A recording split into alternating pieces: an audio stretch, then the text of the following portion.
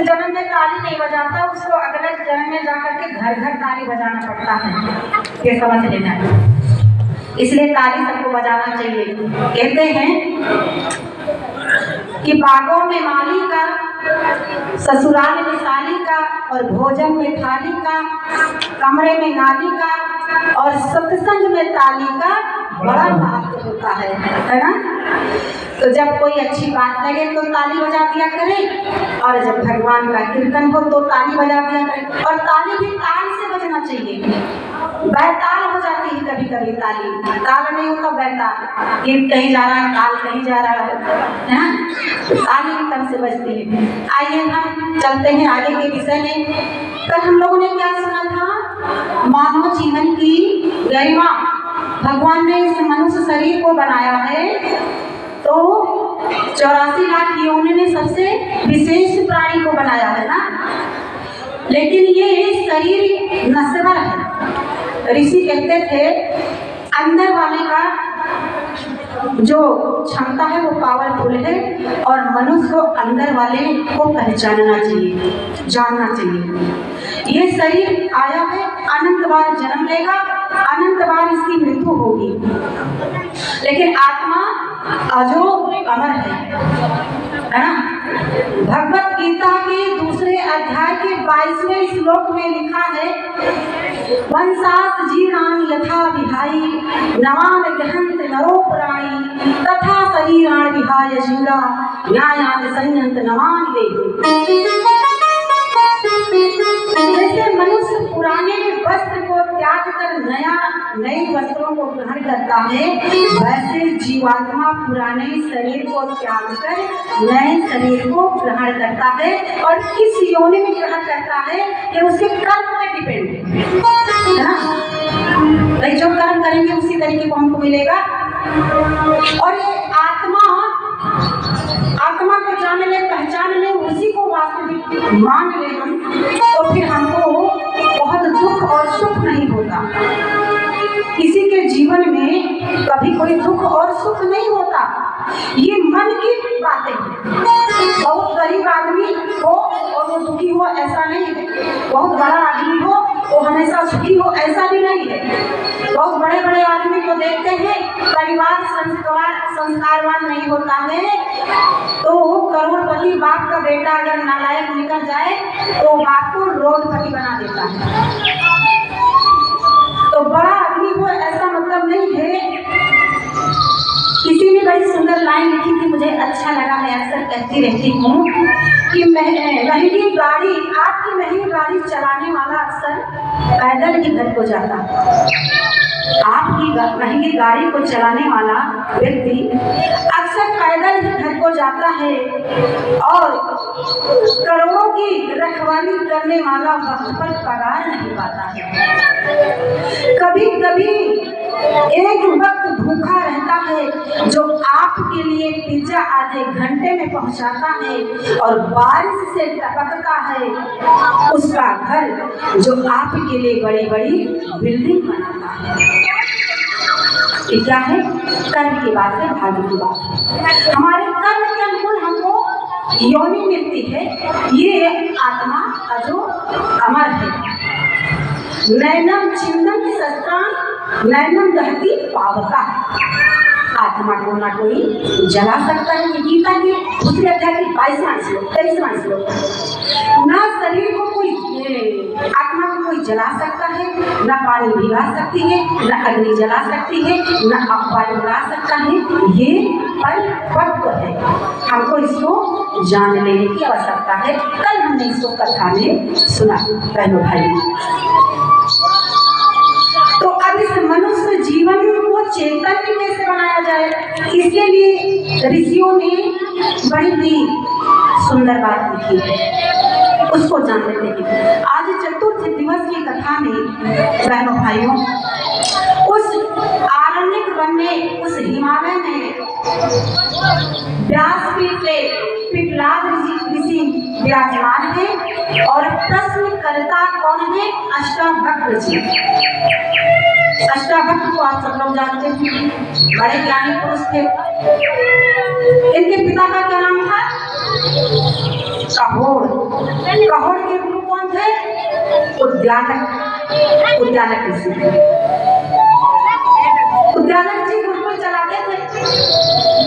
अष्टावक्र की माता का क्या नाम था? सुजाता। तो उसी गुरुकुल में कहोड़ ऋषि और सुजाता दोनों रहते थे। उद्यालक ऋषि बच्चों को जब पढ़ाते थे तो ये पत्नी वही रहते थे, और अष्टावक्र जब गर्भ में आए तो उस गुरुकुल में रहने की वजह से माता पिता का ये जो विचार है, बुद्धि है, वो एकदम प्रखर हो गया। और एक बात आपको बताएं, व्यक्ति का जैसा विचार होता है, मनोभूमि होती है, वैसे उसकी संतान भी होती है। ये फुलसुन संस्कार की बात, संस्कार की बात आएगी तो हम बताएंगे। और उस आश्रम में रह करके, गर्भ में रह करके अष्टावक्र इस तरीके से परिपक्व हो गए, बहुत बड़े ज्ञानी हो गए। और कहोड़ ऋषि जब बच्चों का क्लास ले रहे थे, श्लोक पढ़ा रहे थे, तो 8 जगह से गलती किए, और 8 जगह से गलती किए तो बच्चा गर्भ से ही बोल पड़ा, पिता आप बहुत अच्छा पढ़ा रहे हैं, लेकिन आपके श्लोक में त्रुटियां हैं। तो पिता को बहुत अच्छा लगा, कहोड़ जी बड़ा प्रसन्न हुए, गर्भ में बच्चा मेरा इतना ज्ञानी हो गया। लेकिन फिर सोचने लगे कि ऐसा ना हो, बाहर आने के बाद इसको घमंड हो जाए, अभिमान हो जाए। तो बोले जब 8 जगह से टेढ़ा हो जाए, श्राप दे दिए।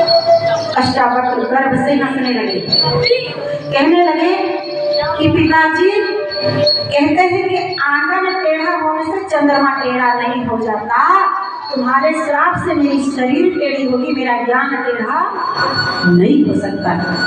वो अष्टावक्र जी किसके गुरु बने थे? राजा जनक जी के। कब? राजा जनक जी ने स्वप्न देखा था बहनों, एक दिन मैं शिकार करने जा रहा हूँ, और उस शिकार करते वक्त हिरण के पीछे भागते भागते बहुत रात्रि हो गई, कहीं रहने का कोई ठिकाना न लगा। तो एक जगह एक कुटिया दिखी, उस कुटिया में दीपक जल रहा था। राजा वहां गए, वहां का जो बूढ़ा बाबा था राजा को खिचड़ी बना करके दिया, खाने लगे। खाते वक्त ग्रास को खाया कि तुरंत एक कुत्ता आता है, वो कुत्ता उस खिचड़ी को ले करके भाग जाता है। राजा को बड़ी चिंता होती है, आंखें खुली तो देखा अपने महल में है। वो सोचने लगे मैं इतना बड़ा राजा और स्वप्न में खिचड़ी के लिए भी तरस रहा हूँ, ये मेरा स्वप्न सही है कि जो मैं राजा हूँ ये सही है। तो बड़े बड़े राजाओं को, वेद वेदांत के ज्ञानियों को उन्होंने बुलाया और कहा कि ये बताओ मेरा स्वप्न सही है कि जो मैं हूँ वास्तविक रूप से वो मैं सही हूँ? तो कोई जवाब नहीं दे पाया। अष्टावक्र जी आए। अष्टावक्र जी ने कहा राजा मैं आपके प्रश्नों का उत्तर तो दूंगा, लेकिन 1 मिनट के लिए पहले आप सिंहासन छोड़ करके नीचे आइए और मुझे सिंहासन पे बिठाइए। राजा जनक को सिंहासन से नीचे आए, अष्टावक्र जी सिंहासन के ऊपर बैठ गए। तो पहले तो अष्टावक्र को देखकर जो सभा हंस रही थी, उन्होंने कहा राजा जी इन चमारों की बस्ती में तुमने मुझे क्यों बुलाया? तो सब वेदांत के ज्ञानियों को बड़ा बुरा लगा कि मैं इतना ज्ञानी और मुझको असत्य बोल रहा है। लोगों ने कहा ऐसा क्यों बोले? बोले और क्या, जिनको केवल चमड़ी का ज्ञान हो, सकल देख करके जो सूरत की पहचान करते हो, वो चमड़ी के ज्ञान रखने वाले ही बात हो सकते हैं, जिनको ज्ञान का भान ना हो। तो आप लोग मुझे देखकर इसीलिए हंस रहे थे, मैं टेढ़ा हूँ, सुंदर नहीं हूँ, तो इसका मतलब शरीर का, चमड़े का ज्ञान तुम्ही को है।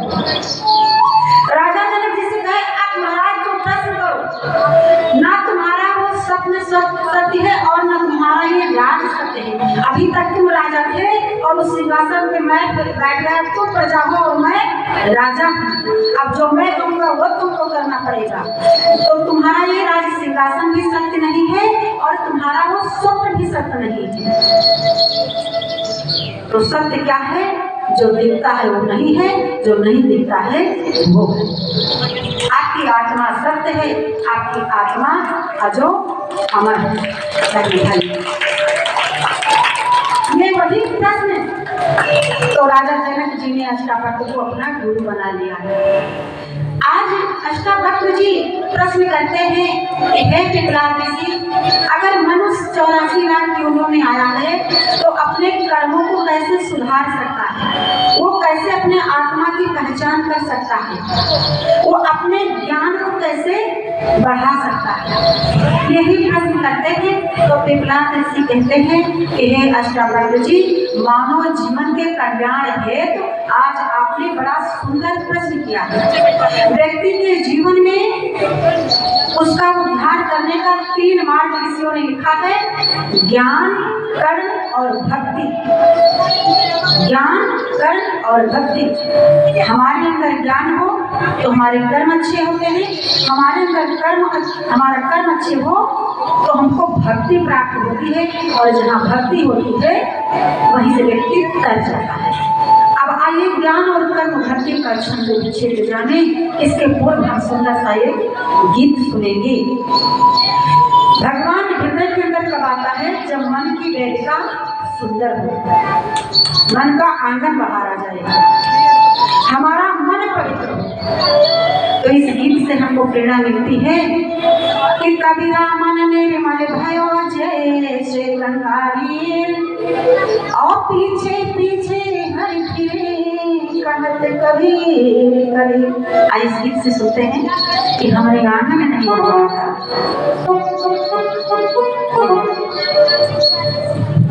हमने आंगन